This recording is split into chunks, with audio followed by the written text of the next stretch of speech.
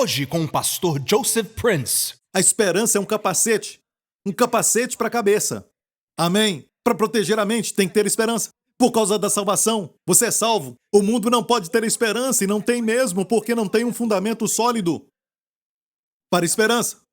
Eles ficam só esperando, e é o que eles falam. Mas não é assim conosco, filho de Deus. Você tem um fundamento que é sólido e verdadeiro para crer que o melhor ainda está no seu futuro. Amém! Jesus pagou por isso, é um fundamento que é muito sólido. Porque você crê que vai ser liberto do vício, porque Jesus derramou o seu sangue. Amém? Porque você crê que vai se livrar desse sintoma, mesmo sendo uma doença que você carrega há anos, porque Jesus já pagou por isso. E você toma a Santa Ceia, está melhorando, melhorando. Coma o teu pão com alegria e beba o teu vinho com gozo, com prazer, e que nunca falte óleo sobre a sua cabeça, filho de Deus. Amém. Está me ouvindo?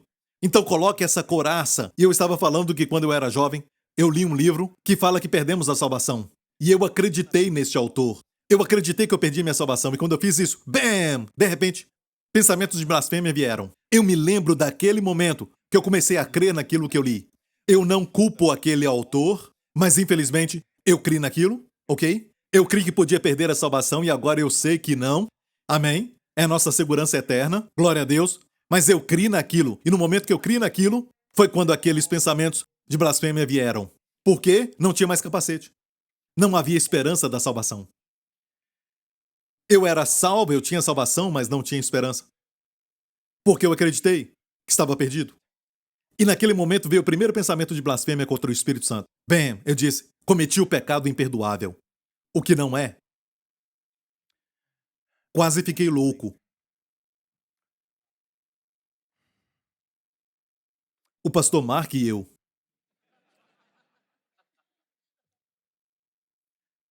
Pense nisso. O capacete, a couraça, são tão vitais para guardar o coração da consciência maligna e da acusação. Diga, eu sou a justiça de Deus em Cristo. Amém? E você tem que usar o capacete quando o diabo falar, você vai morrer, sabe por quê? Seus pais morreram, seu pai morreu dessa doença. O seu pai tem essa doença. E se o seu pai tem, certo? Você vai ter. A ciência fala disso, coisas naturais. As galinhas falando. Certo? Mas você é uma águia. E as suas asas estão crescendo. Amém? O seu lugar é o céu. Não se arrastando na poeira. Você não é pó. O céu é o seu lugar, filho de Deus.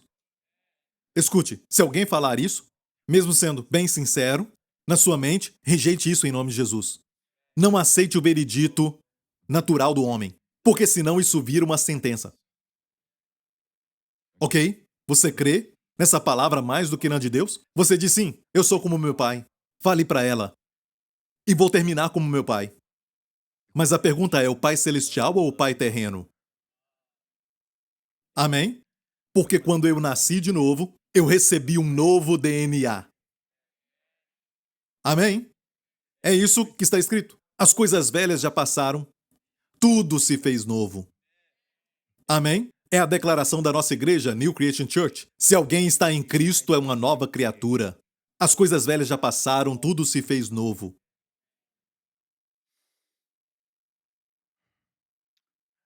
Número 2. E já vamos terminar. A esperança é uma âncora para a alma. É uma âncora para a alma. Quando Paulo escreveu isto, e eu creio que ele escreveu Hebreus, pelo Espírito Santo, a figura ali é de uma viagem de barco, uma viagem de navio. Ok? Navios. Naqueles dias, não tinha avião naqueles dias. Mas há uma promessa que diz que Deus nos colocaria nos lugares altos, e eu creio que isso está falando dos nossos tempos. Amém? Mas naquela época, viajavam de barcos ou então de navios, amém? Então, se eles parassem no meio do mar ou então em algum lugar perto de um porto e não prosseguissem mais a viagem, o que eles fariam? Não no meio do mar, geralmente, onde eles paravam, mesmo sendo fundo, para tocar no chão, eles abaixariam as âncoras. Abaixavam as âncoras. E quando as âncoras eram lançadas, pesadas, e atingiam o fundo, depois que fincava, escute isso, aquela âncora pesada, estabilizava o barco. Entendeu isso? Vamos ler este verso.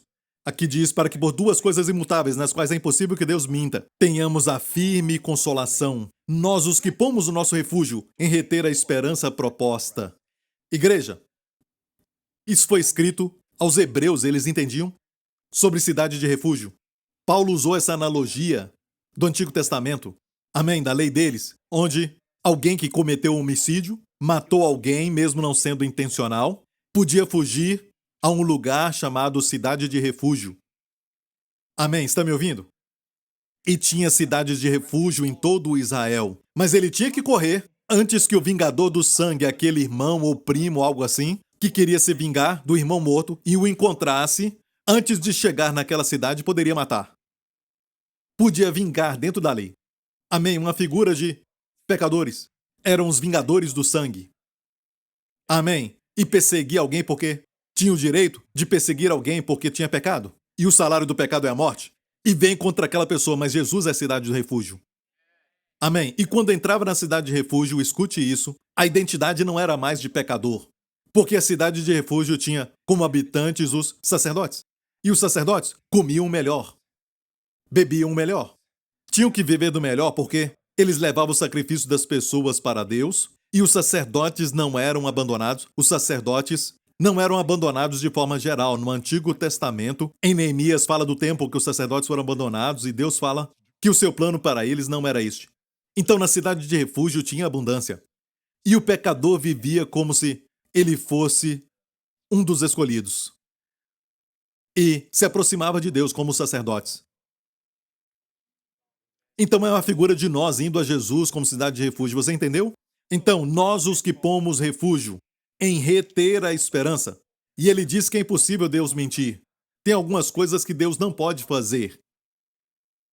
Uma é impossível para Deus mentir. Impossível. Impossível. Impossível. Para termos uma forte consolação. Nós os que pomos o nosso refúgio em reter a esperança proposta. Reter a expectativa positiva de coisas boas no futuro. Igreja, não só escute a mensagem. Tome posse. Eu retenho firme isso. Na sua circunstância atual, seja o que for que está enfrentando, talvez o médico te dê um diagnóstico ruim. Livre-se disso. Em vez de olhar para o futuro ruim, eu falei para o meu amigo, o Samuel Spurgeon, aquele meu amigo que estava sofrendo de câncer na bexiga e era uma forma agressiva de câncer. E os médicos falaram que até mesmo, com tratamento, só havia 20% de chance para ele. E ele me disse que tomou Santa Ceia muitas vezes disse. Eu falei com ele alguns dias atrás, ele disse, eu nunca tomei Santa Ceia tanto do que durante esses meses do diagnóstico. Mesmo com tratamento, só 20% de chance.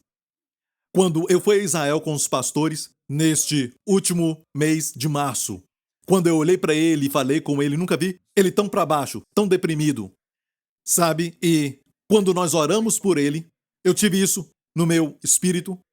Este verso de Isaías 54, por causa de Isaías 53, o que Jesus fez na cruz. Isaías 54 diz, alarga, olha isso, alarga as tuas cordas, porque viviam em tendas. Alarga as tuas tendas, amém? Se prepare para crescer, porque romperás à direita e à esquerda. Terás muitos filhos. Para eles, naqueles dias, era muita bênção ter muitos filhos. Amém? Alarga as tuas cordas, prepare para o sucesso. Prepare-se para a cura, para uma vida saudável. Amém? Eu disse, eu vejo isso, amigo. Eu vejo o seu futuro e você não está se preparando para isso. Tudo que você vê é trevas, não faça isso. Comece a se ver indo para a América, comece a se ver passando férias lá, comece a se ver se alegrando, porque ele tinha família na França e na América também. E eu disse para ele, comece a planejar, você não está planejando. Faça isso, amém? Planeje como uma pessoa que tem sucesso, saúde e força indo a esses lugares. E quando nos falamos depois disso, sabe, ele ainda se lembrava do que eu disse. O que eu estava fazendo? Estava dando a ele esperança. Algumas pessoas dizem, sabe, quando me ouvem falar isso, as galinhas se ajuntam e dizem, não dê esperança a ele. Perdão, eu não falei com você. Isso é de águia para águia. Essa águia está ferida, e eu só falei para aquela águia. Amém? Conheço o meu pai. E hoje, ele está completamente curado. Completamente curado. Ele está muito bem. Se eu tivesse recebido o seu testemunho quando estava escrevendo o meu último livro, mas ele foi imprimido. Se eu tivesse escutado isso, Eu teria incluído esse testemunho como último testemunho, porque nesse livro tem muitos testemunhos. Uma das melhores coisas a fazer quando você recebe um diagnóstico ruim dos médicos é só ler todos aqueles testemunhos. E você vai ver, eles fizeram isso? Às vezes eu mesmo que preguei a mensagem olho para eles e isso aconteceu? Pegam o que eu falei e vão longe com aquilo. E eu vi essas pessoas e os seus testemunhos. Muita gente, todo capítulo tem um testemunho. Até mesmo de Alzheimer, nós estamos tendo testemunhos de mais de uma pessoa que sofria de Alzheimer, foi revertido. Começou a reconhecer a família. Olha isso. Tomando Santa Ceia, sim. A queda do homem aconteceu porque ele comeu. Você pergunta, é somente comer? Toda a queda do homem aconteceu por causa de comer. E Deus determinou que simplesmente comendo o corpo do Senhor. Amém? Você possui tudo que Deus tem para você. Posso ouvir um amém? É uma âncora da alma. O que acontece quando um navio lança âncora e a tempestade vem? Isso, fala comigo. O que acontece? Ele lançou âncora e a tempestade vem. O vento sopra, vai soprando contra aquele barco e as ondas começam a bater no barco. Ele vai ser levado para algum lugar longe e ficar à mercê do mar sendo lançado de um lago para o outro? Não, por quê? Por causa da âncora. Você não vê a âncora, mas ela te segura. E a esperança é uma âncora. E aqui diz, a qual temos como âncora da alma. Esta esperança é uma âncora, te segura. Primeiramente, você tem que ter esperança. Aumente essa esperança para ter coisas boas no futuro, como a Bíblia diz que pode ter. Amém? E vocês que estão programando se casar. Você diz, Pastor Prince, eu olho para a minha conta bancária no momento. Não tem muito. E olho meu futuro, quero casar com ela, mas eu não vou conseguir. Não, amigo. Se você quer casar com ela e ela contigo, ok, você gosta dela e ela quer casar. As irmãs pensam assim, sabe? E você não está pronto? Você nunca vai estar pronto até, sabe, poder chegar mais do que 50%. Nunca vai ser 100%. Você tem que casar por fé. Escute isso. Não é, eu tenho que ficar com aquela pessoa para conhecer essa pessoa. Este não é o caminho de Deus. Sem fé é impossível agradar a Deus. Não tem que morar juntos. Muitos fazem isso e terminam. Amém? Se você tem mais de 50% de certeza e está faltando 20%, não se preocupe, essa é a pessoa para você. Amém? Se vocês brigam, mas vocês brigam e se amam, essa é a pessoa. Se não brigaram, brigam primeiro. Amém? Você diz, eu amo o Pastor Prince, já brigaram? Não, como é que eu vou brigar com o meu amado? Ah, pastor, como eu brigar com ela? Olha o rosto dela, então volte lá e brigue e depois vem falar comigo. Amém? Se brigam ainda quer casar, escute, qual o problema? Dinheiro. É o problema número 1 nos dias de hoje. E aqui nessa nação de Singapura e todas as nações do mundo que ouvem essa mensagem, um dos maiores problemas, especialmente para os jovens, é dinheiro. Querem ter uma profissão ou algo assim, e porque eles ficam adiando tudo por causa disso, o pecado entra e depois terminam. Sabe? Abrem o presente de Natal antes da hora, não tem mais nenhuma surpresa, não querem casar. Então, foi Deus que instituiu o casamento. O que fazer? Ter esperança. Ainda não tem dinheiro, você checa a conta e não vê? Não é? Não tem dinheiro, mas separa uma data pela fé. Mostra a Deus a sua fé, marca a data, tem esperança. Amém. De um casamento maravilhoso. Amém. Marca a data. Concordem em nome de Jesus. Essa é a data. Nós vamos então nos casar. Mostra a Deus a fé, Ele vai te dar o dinheiro. Ele vai prover. E já vimos muitas vezes acontecer aqui na igreja. Começa com esperança, depois fé. Amém. E Deus vai prover.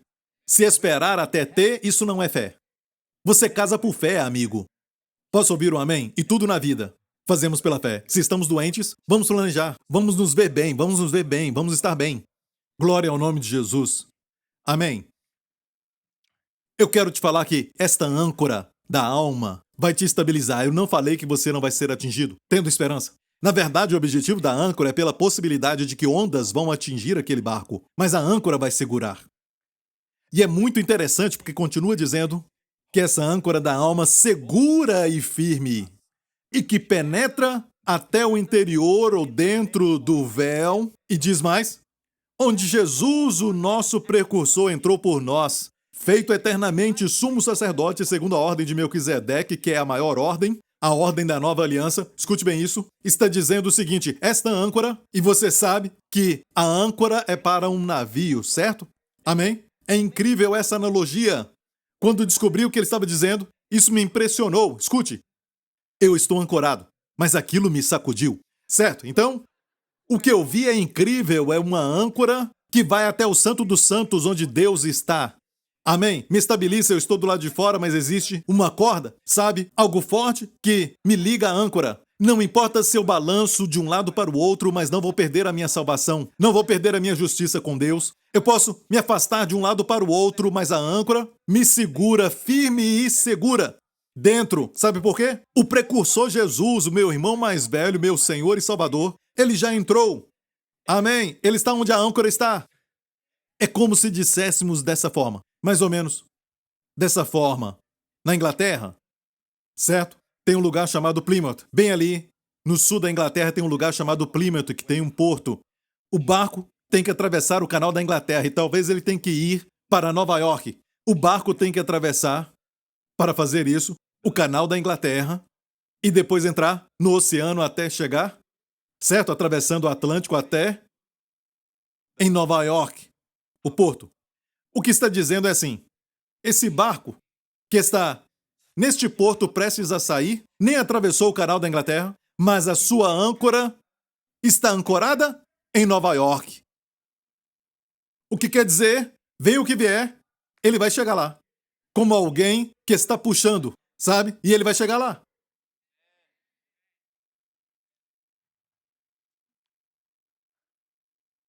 Você quer mais?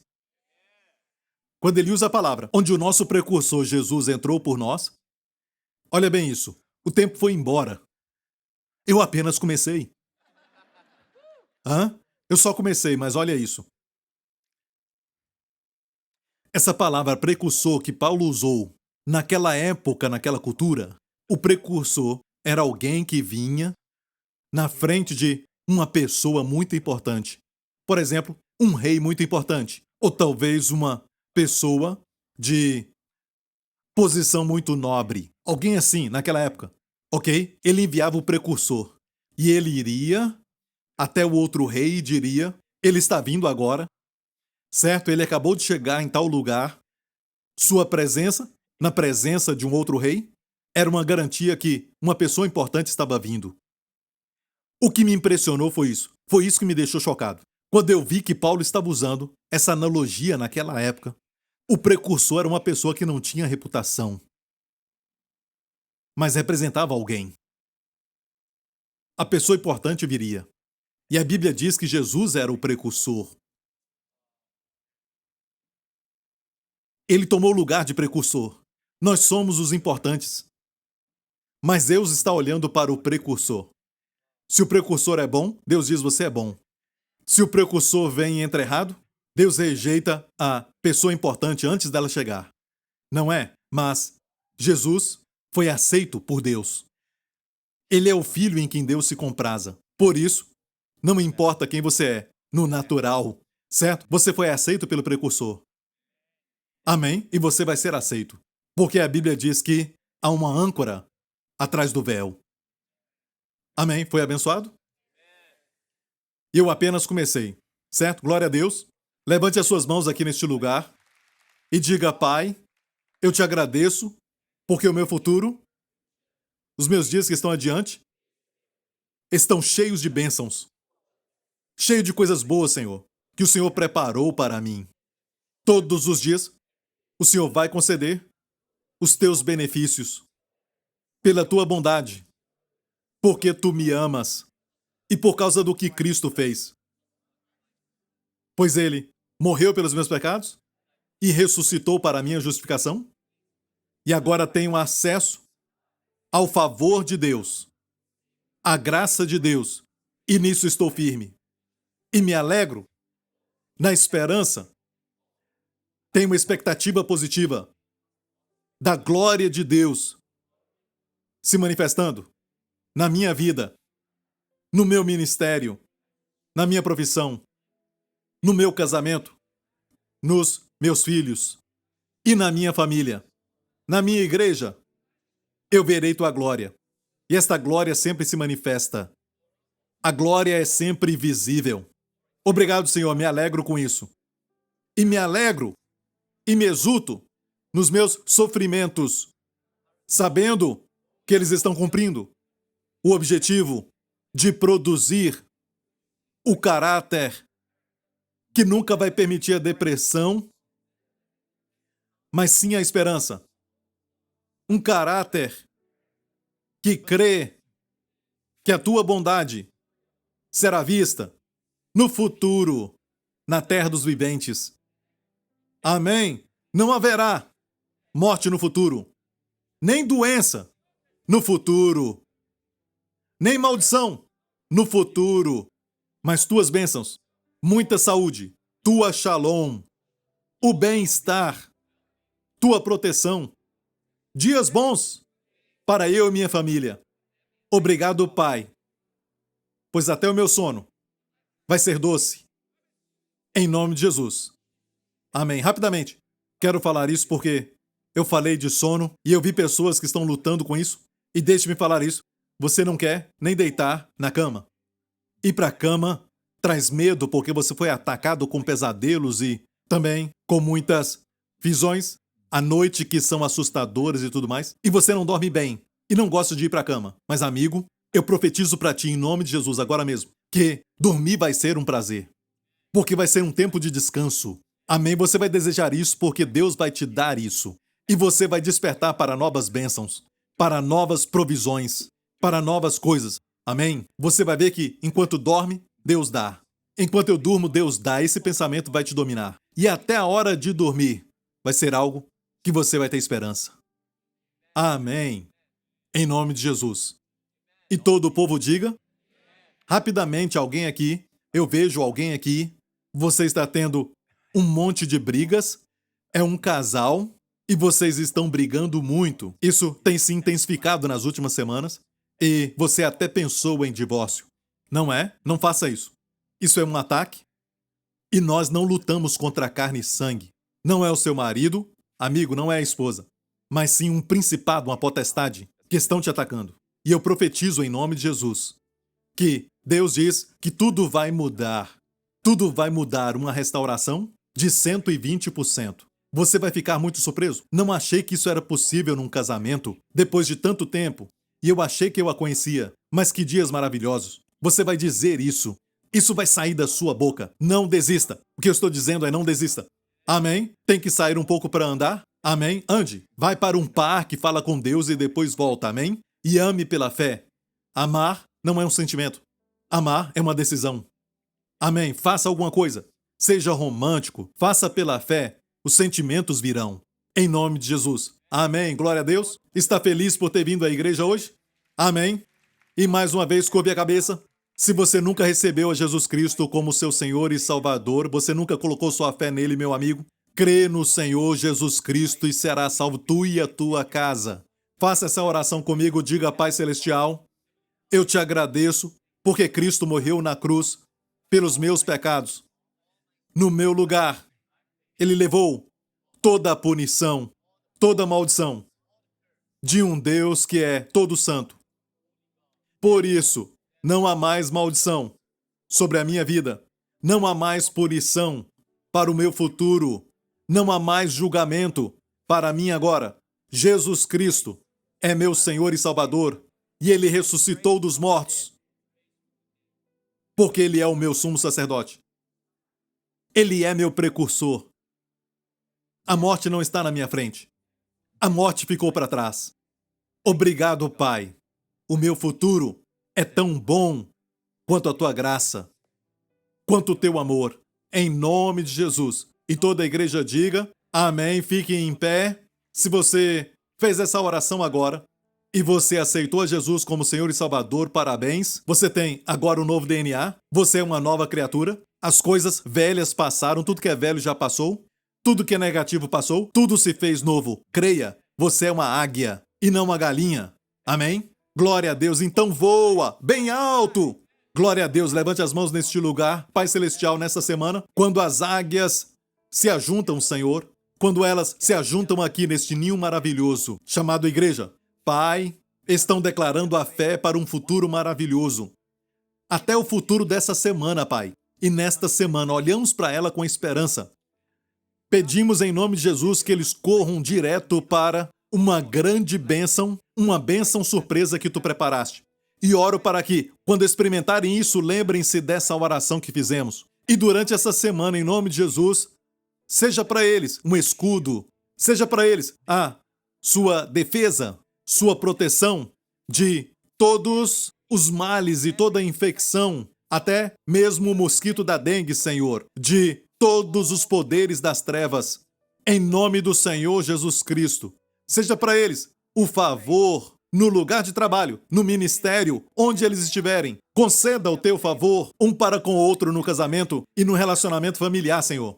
Seja também a paz maravilhosa, a paz shalom, o bem-estar shalom, para acordarem toda manhã com a maravilhosa expectativa de algo bom naquele dia. Obrigado, Pai, pelo discernimento para saber que os pensamentos ruins que temos podem vir, mas não são nossos. Ajuda-nos a ignorá-los e ajuda-nos a conhecer os teus pensamentos, que são bons para nós e nunca de mal. Em nome de Jesus. E todo o povo diga: amém. Deus te abençoe. Amo vocês. Amém. Nos vemos.